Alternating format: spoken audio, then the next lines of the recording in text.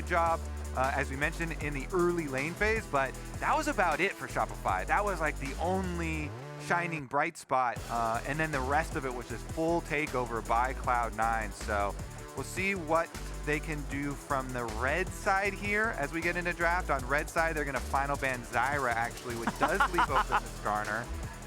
And Shopify, they were the team, remember. They were getting flamed a lot for leaving up the Skarner and then picking the Rumble Flowers for included. FakeGod. But the Rumble into the Skarner that they tried to use twice and failed with both times is not the only answer that you can use if they still believe in that one, which you do have a good lane phase versus Skarner, and you do have an easy way to build right into Leandries and percent health damage, but you can also go for other strats versus Skarner. Like you can do a Twisted Fate strat, try and play the whole map, use your ultimate.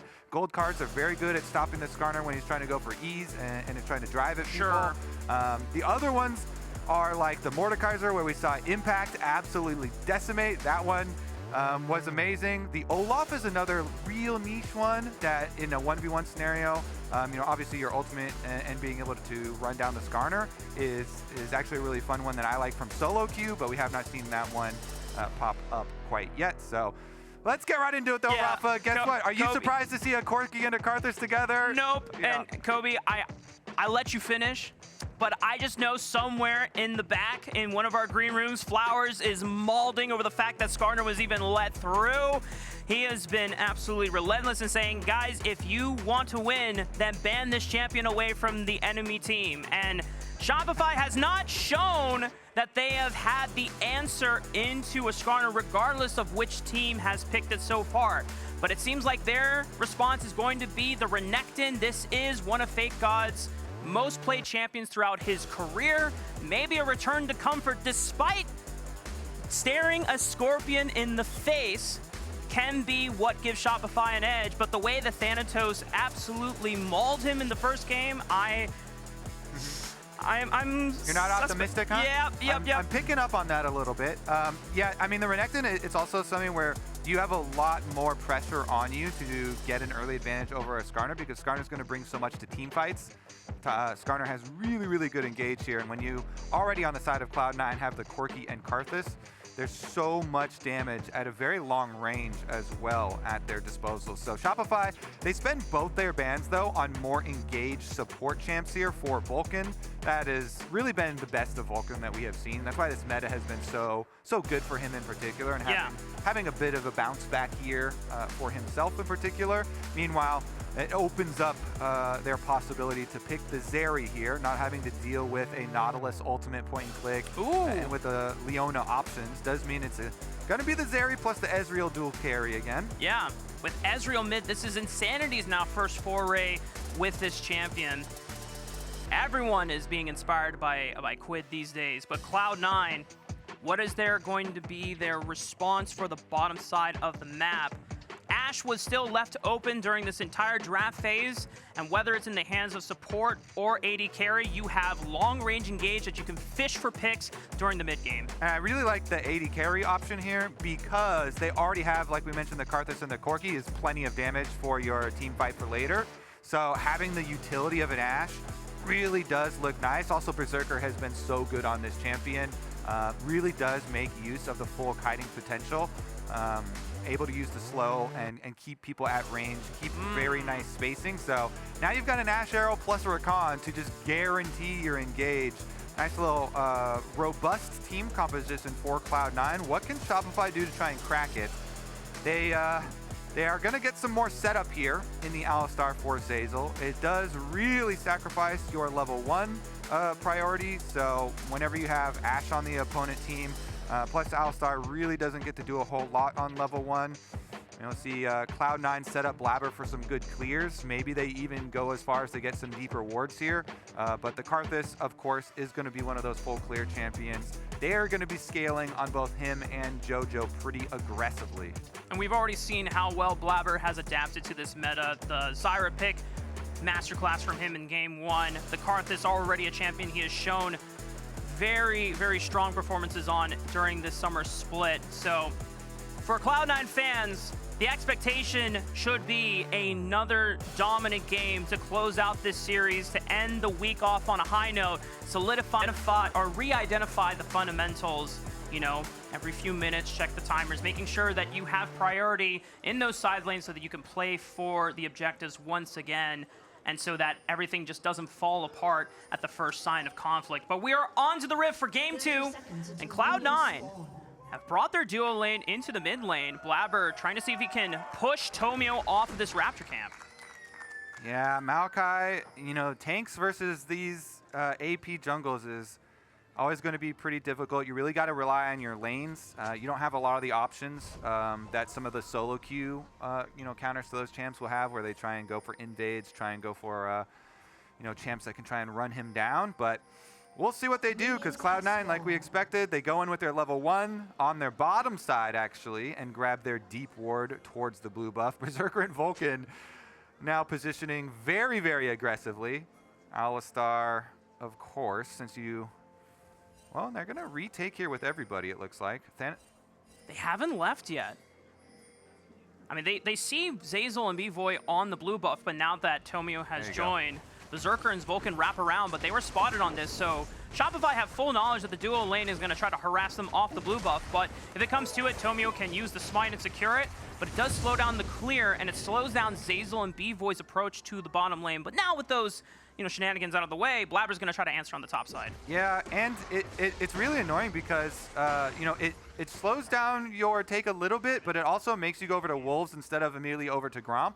And like you're saying, Blaber this whole time, while your bottom lane is harassing him, just gets to take your quadrant, and you run into this problem as a Maokai where you are behind a jungler that clears faster than you and beats you, so, you know, one versus one. So like, your options are so limited that you have to rely on a laner to bail you out, and your laners have to be winning in order to do that.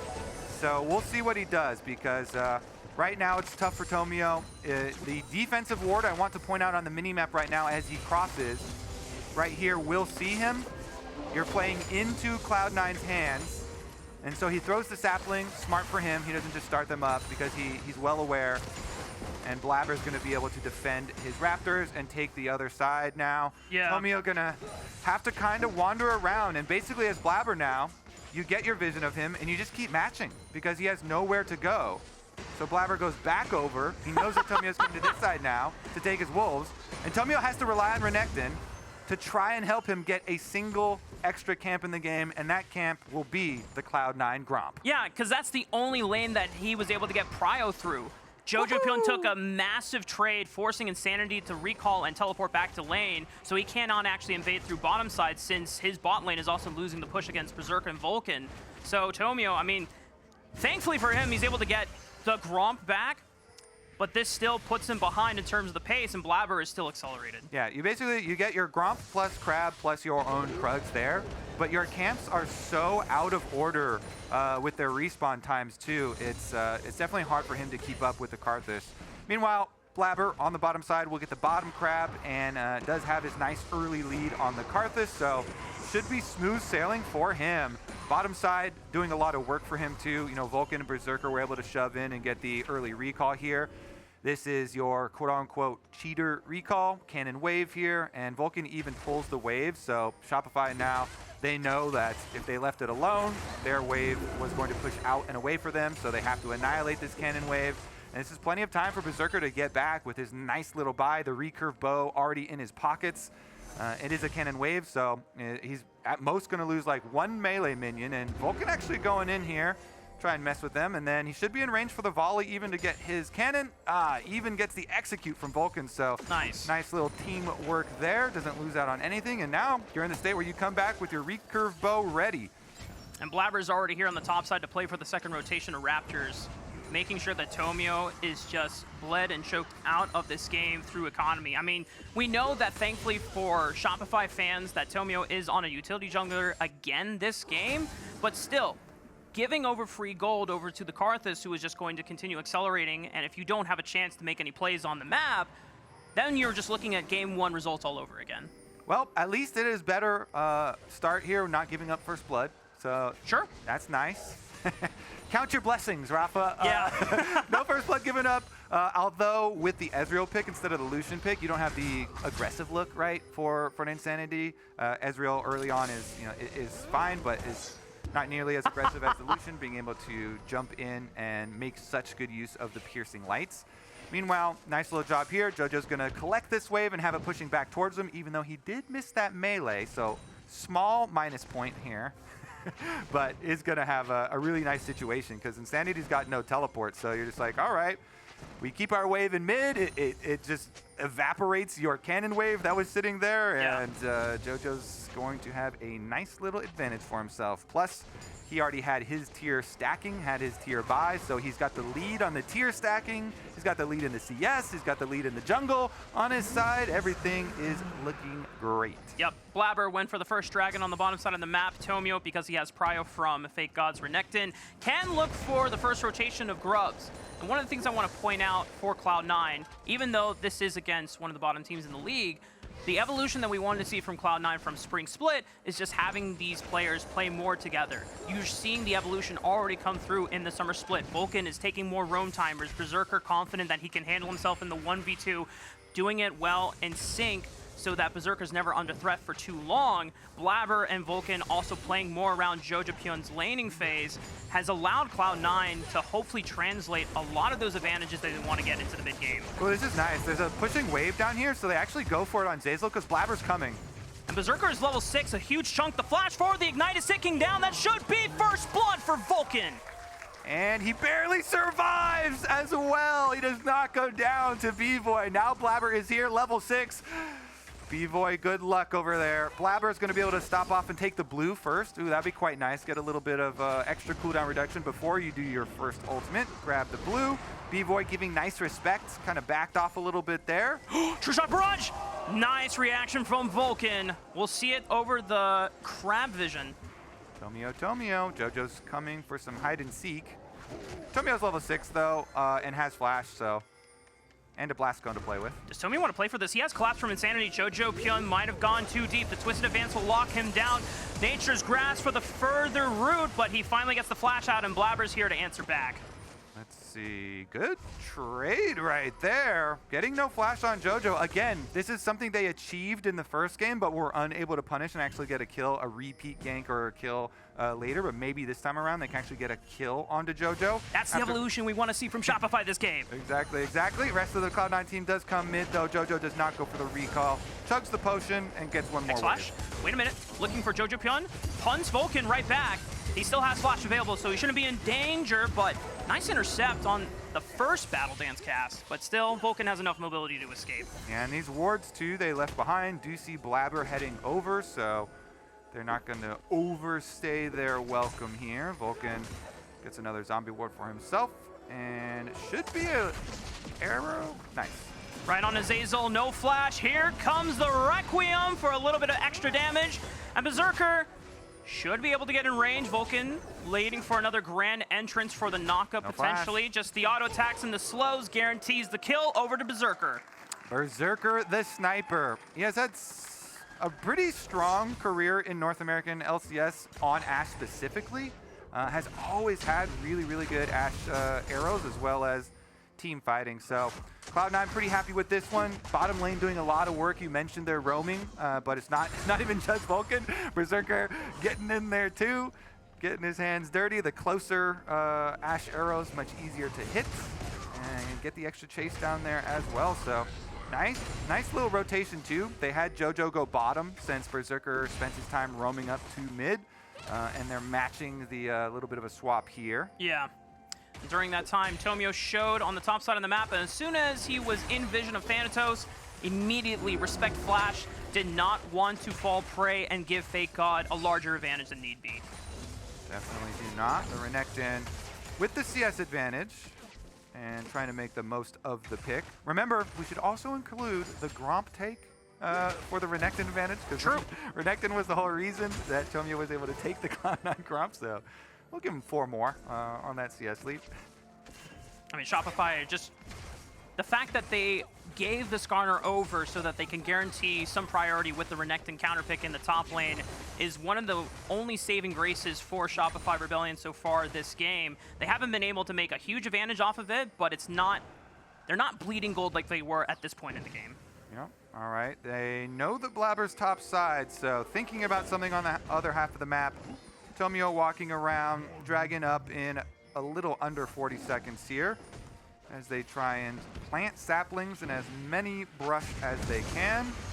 Oh, flash W onto Jojo. No flash from before. That's the kill setup. And I don't think Jojopyun was respecting the all-in potential from Shopify Rebellion. Yeah, good punish there from Tomio. Flashes on him. They do improve on the previous game and get their actual kill scored after burning Jojo's flash earlier. Nicely done there for Shopify, getting the gold into the hands of Insanity, plus he's able to get turret plates afterwards. This is exactly the player they need to get some more money in, him and Bvoy. See if they can turn this one into the dragon while Blaber used all of his mana up on those grubs. So should be able to get themselves a dragon too here for Shopify. There we go. Shopify already showing a little bit more signs of life in the second game of the series. And they get out after though. Cloud9 are going to try to challenge. Blaber still has Requiem if he wants to cast it while the rest of Cloud9 follows up, but Shopify escort themselves safely back into the jungle. Yeah, nice little slide over the wall there for Bvoy as Ashe Arrow is coming in. Good improvements here from Shopify to make the game much more competitive than number one. They're of course still facing goal deficit, and the Skarner here is going to provide a lot of CC and control for these dual carries of Blaber and Jojo later on. So definitely still some more danger here for Shopify to have to deal with, but definitely improvements. 12 minutes into the game, 2 minutes away from these rift or these tower plates from falling.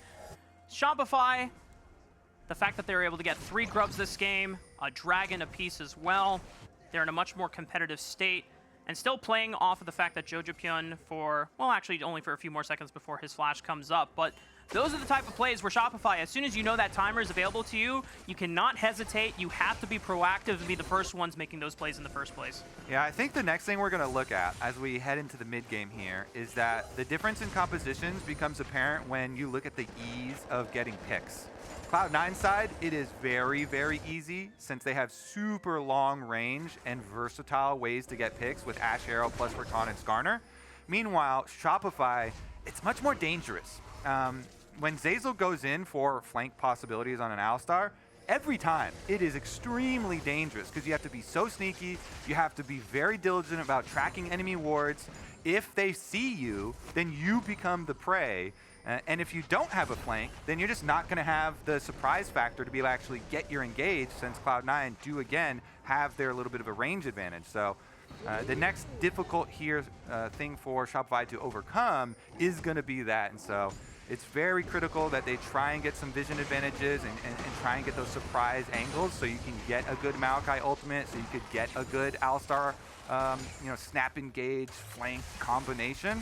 Because otherwise, Cloud9, they get the choices, right? They get to say, all right, Berserker, you've got your Fog of War. It's a great time to fire some Ashe arrows. Or Skarner comes at you through the wall, surprise. Or Rakan comes at you from 2 screens away, surprise. And Blaber's got the insistence of Thanatos and Vulcan playing on the top side of the map. He pops a Requiem. I wonder if he was just trying to farm a Dark Harvest stack or something? Yeah, it doesn't look like anyone's very low, but they're a little early ultimate sometimes here to prep for a dive.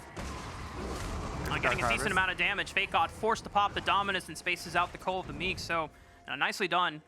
Just enough chunk damage to force the Renekton off the tower. True Shot Barrage will attempt to kill the wave, but Thanatos and Jojopyun have enough damage to take out the tier 1. There you go. The pressure early. He's under tower. Lay on the ult first. You got your Leandri's burn started. Chase him down, and he hit enough Qs to grab a Dark Harvest on the way out. So you get your tower, you get your Rift Herald, and Cloud9 doing a good job of pushing the game state forward here. Even though they will sacrifice bottom outer tower, the fact that they got the Rift Herald means you then get the advantage on getting mid towers down. Mid tower, much more critical here in gaining control of the mid game, so they'll be able to have that Rift Herald push for a mid take. Yeah, and Shopify answering on the bottom side of the map, making sure that they are not falling too far behind in gold and objective advantages. The next dragon is going to be spawning in 1 minute and 20. Baron's still not going to be on the table for some time. We're at only 15 minutes into the game. Cloud9 getting resets off of their duo lane at the moment, and that should be first items coming in as well. So everyone on the side of Cloud9, very strong point. What item spikes? I imagine this is the time where they're going to start pushing that vision line deeper into Shopify's blue side jungle and pushing them off the dragon. All right, so Shopify now, you've got both your teleports ready for a counterplay, so they're looking at bottom side currently, since Dragon is coming up shortly, and trying to make use of that bottom tower being down, maybe get some deeper vision through the jungle. Then you can get those surprise plays we were talking about for the Maokai, for the Alistar. If they can get a good setup, a good angle on the fight, then maybe you get your snap engage. Bvoy here, though, still looking for his level 11. There you go. Got the rank 2 ultimate. Tomio gonna fire it off. Zeyzal goes for the knockup and interrupts Vulcan, but he gets the grand entrance anyway. The lightning crash is popped by Bvoy, and Vulcan dashes back over to Blaber for safety. Berserker was taken low. True Shot Barrage dinks Vulcan for a bit of extra damage. The dragon will be spawning in 5 seconds, but Zeyzal took a lot of damage in the fire, and he's gonna get a chance to recall. But Shopify, they have vision on the bottom side of the jungle. They might still be able to play for this. Interesting, Berserker does not back. They wanted to do the Rift Herald mid play immediately, so Berserker's still going to be at 50%. He did save his flash on that previous engage, though, so still has that to survive with. FakeGod was fading on over. He's going to join the squad so he doesn't have the burn to teleport, but Thanatos is working on the bottom side of the map as well. So Cloud9, with the push in the fight, they still get 2 turrets for themselves, and they still have control of the river and the dragon. They certainly do. They can easily push up mid and bottom and continue to poke away, try and use their little range advantage here from the dragon setup. Shopify, are they going to go for it? Tomio ultimates at the ready. Requiem is fired for the initial burst of damage. The Nature's Grasp comes across. Another True Shot Barrage hits Berserker in the back. Massive knockup from Zeyzal, but Berserker flashes before FakeGod can get in range. Thanatos with the flash impale will bring Bvoy right back into the team. And Shopify may have given their best attempt yet, and it just wasn't good enough. Clean from Thanatos here, comes in on the side as the rest of Cloud9 got full comboed by the Alistar. The game. Thank you, Flowers. Flowers ganks us from the left side. Thanatos ganked them from the right side. But it is, the full send attempt. Zeyzal, you see him on the blast cone, goes for the full combo, gets 3 members. And so the rest of Shopify try to follow up, flashing forward. But as we mentioned, Berserker had his flash cleanse still available. So Berserker does not die. He flash cleanses to safety, and Thanatos there runs 1 into the wall and then is able to ultimate to grab the other for the extra kills. And Cloud9 right back to pushing on both sides of the map. Kobe, this is very tough for Shopify. And at Cloud9, I mean, being able to show their dominance once again, that seemed so good for Shopify, the way the engage started off, but just quick reactions from the back line of Cloud9, being able to dodge up on the follow-up from frontline members of Shopify. We now have a 5,000 gold advantage heading into the 19th minute of the game. 2 dragons to Cloud9, and they have full control of this topside jungle. Yeah, it's a couple small things where we're looking at all these little things that Cloud9 are doing that set themselves up with extra advantages. All of them rotate to the bottom side, just cleanse out the Ashe arrow here, but all of them on that dragon fight, they hug the bottom side where, never mind, another one. They're gonna force a fight here. Vulcan still has flash if he needs it, pops the quickness and charms the entrance from Tomio, burning down to the ignite, and Thanatos picks up the kill. Another impale, locks up Zeyzal, as now he is gone next. Jojopyun finding the kill on that one, and Insanity Bvoy do not have the safety to walk up anymore. I'm ready for Flowers. Where's it? He didn't pop out this time. They're keeping us on our toes. But then it does have a nice little ultimate first there, and the E is always so nice and easy to use if you're just right next to them. Quick little insta E into the wall, but yeah, it's just desperation times for Shopify. So they're like, you know what? If we ever see an angle, we're just gonna full send and hope for the best at this point, because completely bleeding out the game. And a full credit to Cloud9 for bleeding them out this way. Yeah. They keep on removing the options here. They're really doing a good job with those early picks that we highlighted with the Corki and Karthus and Skarner. making it very difficult. And again, I have to say, even though it is later in the draft, but having the Ashe here for Berserker and Vulcan on the Rakan has just been quite a godsend for them. I mean, the early roaming and map influence that these two had, really allowing for such a smooth scaling game here for the other two carries, is set themselves up so that at 20 minutes, we again are looking towards the Baron area of the map as objective bounties have spawned here for the side of Shopify since they are so far behind in the game. And Cloud9 once again looking for their own moves. Shopify committing the teleport of Insanity to join on the top side of the jungle. Cloud9 don't have Blaber on the top side quite yet. They're going to look for a pick onto him, but he has flash, and he flashes just to get more distance so that Shopify could not follow up on the play. Flanking. They might want a little piece, but Blaber's so far away, don't want to complete on that flank, but he did a good job pushing in and then threatening the jungle flank. The rest of Cloud9 just said, hey, we're going to head over towards Baron after that instead. We know they have no Maokai ultimate for this team fight, and Maokai ultimate is like the main thing that Shopify are really banking on to make that comeback team fight. Now they just got to hope for a miracle. Requiem opens up, decent burst damage to start off the fight, 3k HP on the Baron, and the arrow from Berserker will stop Tomio in his tracks, and they follow up to take him down. Cloud9 will be able to have a 2-0 clean series here versus Shopify. It is looking like Shopify cannot do anything, Raafaa. Cloud9 taking away all their options. Baron buff again, and we're saying it's only 21 and a half minutes in. Thanatos over the wall, the Impale turns that Crocodile into boots and a belt for Cloud9 as they're going to take that money back to the bank. But they're content continuing the siege against only 3 members of Shopify. The only frontliner is Zeyzal. And on this count, I don't know how much he's going to be able to achieve. Tomio has respawned, but the tier 3 is already destroyed, and Cloud9 will take the prize. Yeah, they want to go back to the bank, as you said. they got to spend that money. They've got so much cash. They're like, what do I do with all this cash, Raafaa? I go get some more luxury items. Maybe Jojo here gets a little fancy. He's got his flash, though, so...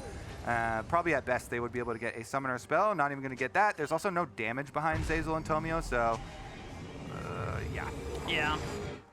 It is now over 10,000 gold for the side of Cloud9, and at this point in the game, you know, Shopify from game 1 had tried to take the game slower, but you could see that in game 2 the adaptations were, guys, we need to be more proactive. If we don't try to make moves, then we're going to fall behind anyway.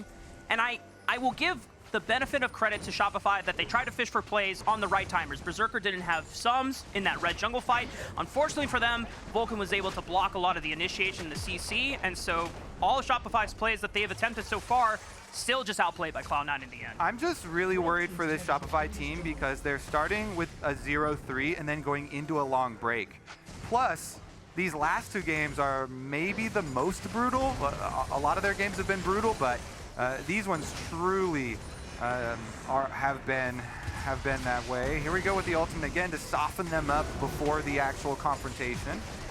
Jojopyun and Berserker will press forward, crashing the tier 3, looking for the inhibitor both in the mid lane and the bottom lane. Shopify, they are on their last defense.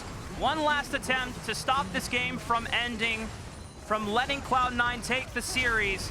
But a 5-man strong push with Baron buff on their side. It doesn't look like it will happen. The flash from Zeyzal will find Jojo, but he gets the flash, and Berserker can follow up on the engage. Zeyzal is burned down to the ground. Then Thanatos will lead the charge once again, throws a big rock to soften Shopify, even in the safety of their fountain. And Tomio was looking for the flank on the left side, forced the flash away. The True Shot Barrage does deal decent damage to Jojo, but both of the Nexus towers are gone. Cloud9 can now look to just full hit and step up forward. Shopify, one last chance, it's not gonna matter. Cloud9 will sweep the series against Shopify Rebellion. Complete and utter domination. Quick 2-0 for C9. Sitting up there at the top of the standings.